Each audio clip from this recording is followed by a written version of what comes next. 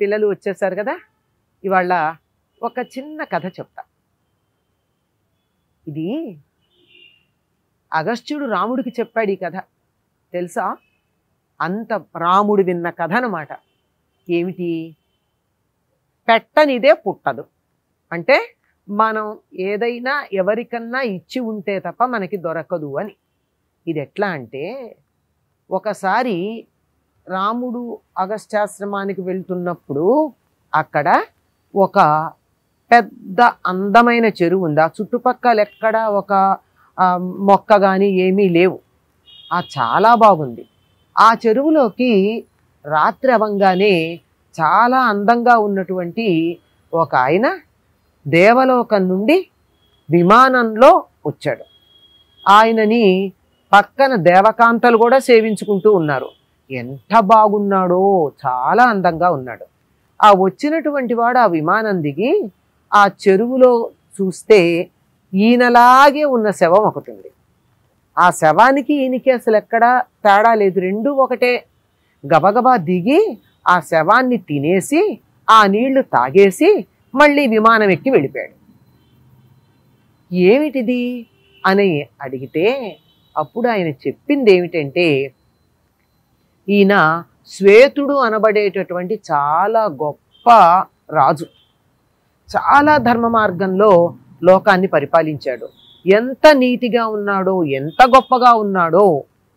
అయ్యాక తపస్సు కూడా చేశాడు. తన రాజ్యాన్ని తమ్ముడికి ఇచ్చేసి వెళ్ళి తపస్సు చేసి బ్రహ్మలోకానికి వెళ్ళాడు.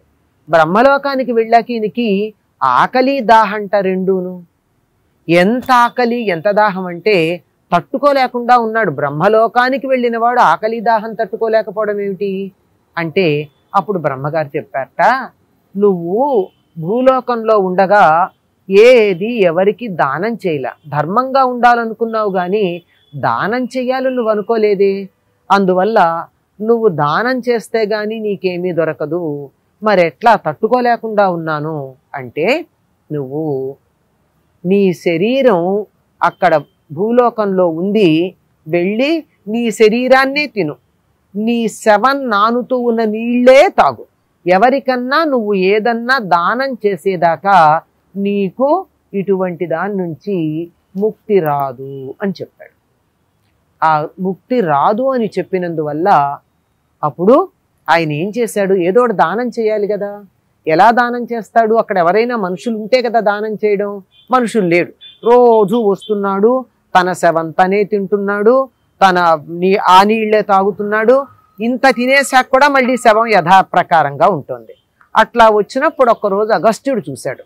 చూస్తే ఈయన గుర్తుపట్టి, ఇక్కడికి రాగలిగింది మీరు అగస్త్యుడు ఒక్కడే గనక, ఇదిగో నేను ఇచ్చేటటువంటి కంకణం తీసుకోండి, బంగారు కంకణం. ఈ కంకణం తీసుకున్నట్టయితే నాకు దానం చేసినట్టు అవుతుంది. దానం చేస్తాను గనక నాకు ఈ ఆకలి ఈ దాహం తగ్గుతాయి అంటే, అతడి మీద దయతో అతడికి బాధ తగ్గించటం కోసం అగస్త్యుడికి బంగారపు కంకణం అవసరమా? లేదు కదా, మునులకు అక్కర్లా. అయినా సరే తీసుకున్నట్ట ఈ సంగతిని రాముల వారికి చెప్పాడు. అంటే ఏమిటంటే అర్థం, మనకి ఏదన్నా కావాలి అంటే ఇతరులకు ఇచ్చినప్పుడు మాత్రమే మనకు దొరుకుతుంది తప్ప ఇతరులకు ఏది ఇవ్వకుండా మనకేది లభ్యం కాదు అని చెప్పారు. అర్థమైందా? మీకు ఏదన్నా ఎక్కువగా కావాలి అంటే మీ దగ్గర ఉన్నదాన్ని ఎప్పుడన్నా ఎవరికన్నా ఏదో ఇవ్వాలమ్మా. ఇస్తేనే మనకు వస్తుంది. అందుకే పెద్దవాళ్ళు ఏం చెప్తారు, పెడితే పుడుతుంది అన్నారు. అంటే ఇతరులకు పెడితే మనకి పుడుతుంది. మనం దాచుకుంటే పాడైపోతుంది. పాలు దాచుకుంటే ఏమైపోతాయి? విరిగిపోతాయి. ఇంకోళ్ళకి ఇస్తే మన్ని మెచ్చుకుంటారయ్యా, నాకు పాలు ఇచ్చారు కదా అంటారు.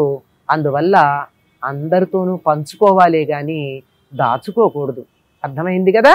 ఇప్పుడు మనం కథ కంచికి, మనం ఇంటికి.